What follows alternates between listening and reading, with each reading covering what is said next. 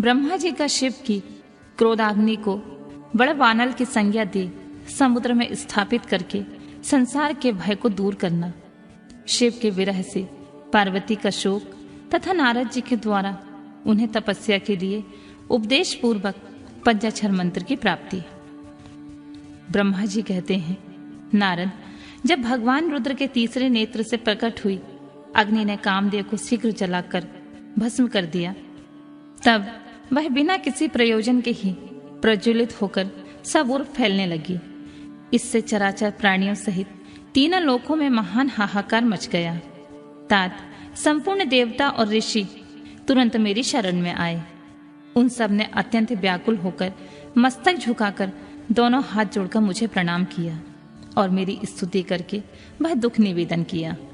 वह सुनकर मैं भगवान शिव का स्मरण करके उसके हेतु का भली भांति विचार करके तीनों लोकों की रक्षा के लिए विनीत भाव से वहां पहुंचा।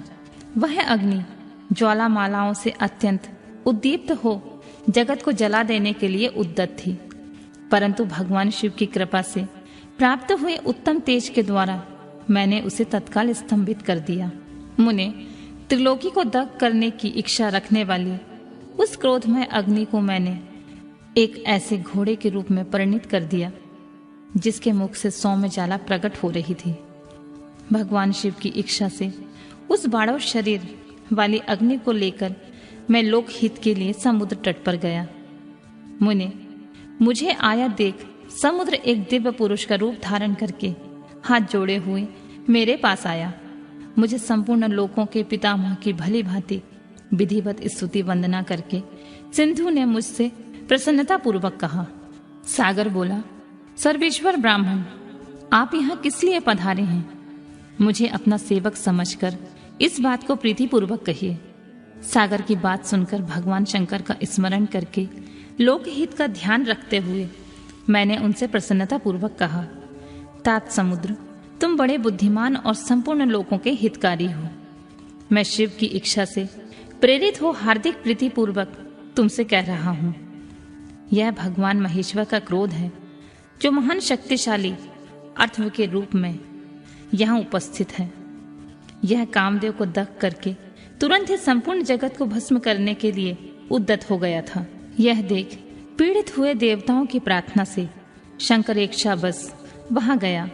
मैं इस अग्नि को स्तंभित किया, फिर इसने घोड़े का रूप धारण किया और इसे लेकर यहाँ आया हूँ। जलाधार, मैं जगत पर दया करके तुम्हें यह आदेश दे रहा हूँ, इस महेश्वर के क्रोध को जो बाड़ों का रूप धारण करके मुख से ज्वाला प्रकट करता हुआ खड़ा है, तुम प्रलय काल पर्यंत धारण किए हो। सरस्वती, जब मैं यहाँ आकर वास करूंगा तब तुम भगवान शंकर के इस अद्भुत क्रोध को छोड़ देना। तुम्हारा जल ही प्रतिदिन इसका भोजन होगा। तुम यत्न पूर्वक इसे ऊपर ही धारण किए रहना, जिससे यह तुम्हारी अनंत जल राशि के भीतर न चला जाए। ब्रह्मा जी कहते हैं, नारद, मेरे ऐसा कहने पर समुद्र ने रुद्र की क्रोधाग्नि रूप बड़वानल को धारण करना स्वीकार कर लिया, जो दूसरों के लिए असंभव था। तदनंतर वह बड़वाग्नि समुद्र में प्रविष्ट हुई और ज्वालामालाओं से प्रदीप्त हो सागर की जल राशि में दहन करने लगी। मुने, इससे संतुष्ट चित होकर मैं अपने लोक को चला आया और दिव्य रूपधारी समुद्र मुझे प्रणाम करके आदृश्य हो गया। महामुने, रुद्र की उस क्रोधाग्नि के भय से छूटकर संपूर्ण जगत स्वस्थता का अनुभव करने लगा और देवता तथा मुनि सुखी हो गए। नारद जी बोले, दयानिधे, मदन दहन के पश्चात गिरजा नंदिनी पार्वती देवी ने क्या किया? वे अपनी दोनों सखियों के साथ कहाँ गईं? यह सब मुझे बताइए। ब्रह्मा जी ने कहा, भगवान शंकर के नेत्र से उत्पन्न हुई आग ने जब कामदेव को दग्ध किया तब वहां महान अद्भुत शब्द प्रकट हुआ, जिससे सारा आकाश गूंज उठा। उस महान शब्द के साथ ही कामदेव को दग्ध हुआ देख भयभीत और व्याकुल हुई पार्वती दोनों सखियों के साथ अपने घर चली गईं। उस शब्द के परिवार सहित हेमवान बड़े विस्मय में पड़ गए और वहां गई हुई अपनी पुत्री का स्मरण करके उन्हें बड़ा कष्ट हुआ। इतने में ही पार्वती दूर से आती हुई दिखाई दी। वे शंभू के विरह से रो रही थी। अपनी पुत्री के अत्यंत बिहल हुए देख शैलराज हेमवान को बड़ा शोक हुआ और शीघ्र ही उसके पास जा पहुंचे। फिर हाथ से उसकी दोनों आंखें पोंछकर बोले, शिवे, डरो मत, रो मत। ऐसा कहकर अचलेश्वर हेमवान ने अत्यंत बिहल हुई पार्वती को शीघ्र ही गोद में उठा लिया और उसे सांत्वना देते हुए वे अपने घर ले आए। कामदेव का दाह करके महादेव जी आदर्श हो गए थे, अतः उनके विरह से पार्वती अत्यंत व्याकुल हो उठी थी। उन्हें कहीं भी सुख और शांति नहीं मिलती थी। पिता के घर जाकर वे जब अपनी माता से मिली, उसी समय पार्वती शिवा ने अपना नया जन्म हुआ माना। वे अपने रूप की निंदा करने लगी और बोली, हाय, मैं मारी गई। सखियों के समझाने पर भी वे गिरिराज कुमारी कुछ समझ नहीं पाती थी। वे सोते जागते, खाते पीते, नहाते धोते, चलते फिरते और सखियों के बीच खड़े होते समय भी कभी किंचित मात्र भी सुख का अनुभव नहीं करती थी। मेरे स्वरूप को तथा जन्म कर्म को भी धिक्कार है, ऐसा कहती हुई वे सदा महादेव जी की प्रत्येक चेष्टा का चिंतन करती थी। इस प्रकार पार्वती भगवान शिव के विरह से मन ही मन अत्यंत क्लेश का अनुभव करती और किंचित मात्र भी सुख नहीं पाती थी। वे सदा शिव शिव का ही जाप किया करती थी। शरीर से पिता के घर में रहकर भी वे चित्त से पिनाकमणि भगवान शंकर के पास पहुंची रहती थी। तात शिवा शोकमग्न हो बारंबार मूर्छित हो जाती थी। शैलराज हेमवान, उनकी पत्नी मेनका तथा उनके मैनाक आदि सभी पुत्र जो बड़े उदार चेता थे, उन्हें सदा सांत्वना देते रहते थे, तथापि वे भगवान शंकर को भूल न सकी। बुद्धिमान देवर्षि तदनंतर एक दिन इंद्र की प्रेरणा से इच्छा अनुसार घूमते हुए तुम हिमालय पर्वत पर आए। उस समय महात्मा हेमवान ने तुम्हारा स्वागत सत्कार किया और कुशल मंगल पूछा। फिर तुम उनके दिए हुए उत्तम आसन पर बैठे।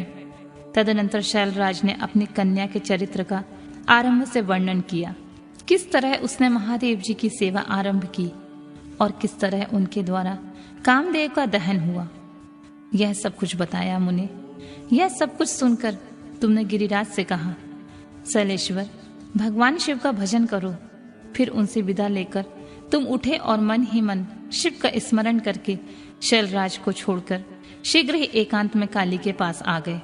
मुने, तुम लोकोपकारी, ज्ञानी तथा शिव के प्रिय भक्त हो, समस्त ज्ञानवानों के शिरोमणि हो, अतः काली के पास आ उसे संबोधित करके उसी के हित में स्थित हो, उससे सादर यह सत्य वचन बोले। नारद जी ने कहा, कालिके, तुम मेरी बात सुनो। मैं दयावश सच्ची बात कहता हूँ। मेरा वचन तुम्हारे लिए सर्वथा हितकर, निर्दोष तथा उत्तम काम्य वस्तुओं को देने वाला होगा। तुमने यहाँ महादेव जी की सेवा अवश्य की थी, परंतु वह बिना तपस्या के गर्वयुक्त होकर की थी। दीनों पर अनुग्रह करने वाले शिव ने तुम्हारे उसी गर्व को नष्ट किया है। शिवे, तुम्हारे स्वामी महेश्वर विरक्त और महायोगी हैं। उन्होंने केवल कामदेव को जलाकर जो तुम्हें साकुशल छोड़ा है, उसका यही कारण है कि वे भगवान भक्त वत्सल हैं। अतः तुम उत्तम तपस्या में संलग्न होकर चिरकाल तक महेश्वर की आराधना करो। तपस्या से तुम्हारा संस्कार हो जाने पर रुद्रदेव तुम्हें अपनी सहधर्मिणी अवश्य बनाएंगे और तुम कभी उन कल्याणकारी शंभु का परित्याग नहीं करोगी। देवी, तुम हठपूर्वक शिव को अपनाने का प्रयत्न करो। शिव के सिवा दूसरे किसी को अपना पति स्वीकार न करना। ब्रह्मा जी कहते हैं, मुने, तुम्हारी यह बात सुनकर गिरिराज कुमारी काली कुछ उल्लासित होकर तुमसे हाथ जोड़कर प्रसन्नता पूर्वक बोली, प्रभु, आप सर्वज्ञ तथा जगत का उपकार करने वाले हो। मुने, मुझे रुद्रदेव की आराधना के लिए कोई मंत्र दीजिए। ब्रह्मा जी कहते हैं, नारद, पार्वती का यह वचन सुनकर तुमने पंचाक्षर शिव मंत्र नमः शिवाय का उन्हें विधि पूर्वक उपदेश किया। साथ ही उस मंत्र राज में श्रद्धा उत्पन्न करने के लिए तुमने उसका सबसे अधिक प्रभाव बताया। नारद बोले, देवी, इस मंत्र का परम अद्भुत प्रभाव सुनो। इसके श्रवण मात्र से भगवान शंकर प्रसन्न हो जाते हैं। यह मंत्र सब मंत्रों का राजा और मनोवांछित फल देने वाला होता है। भगवान शंकर को बहुत प्रिय है तथा साधक को भोग और मोक्ष देने में समर्थ है। सौभाग्यशालिनी, इस मंत्र का विधि पूर्वक जप करने से तुम्हारे द्वारा आराधित हुए भगवान शिव अवश्य ही शीघ्र तुम्हारी आंखों के सामने प्रकट हो जाएंगे। शिवे, सोच संतोष आदि नियमों में तत्पर रहकर भगवान शिव के स्वरूप का चिंतन करती हुई तुम पंचाक्षर मंत्र का जाप करो। इससे आराध्य देव शीघ्र ही संतुष्ट होंगे। साध्वी, इस तरह तपस्या करो। तपस्या से महेश्वर वश में हो सकते हैं। तपस्या से ही सबको मनोवांछित फल की प्राप्ति होती है, अन्यथा नहीं।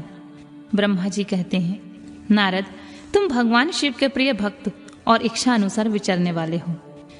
तुमने काली से उपयुक्त बात कहकर देवताओं के हित में तत्पर हो स्वर्गलोक को प्रस्थान किया। तुम्हारी बात सुनकर उस समय पार्वती बड़ी प्रसन्न हुई। उन्हें परम उत्तम पंचाक्षर मंत्र प्राप्त हो गया था।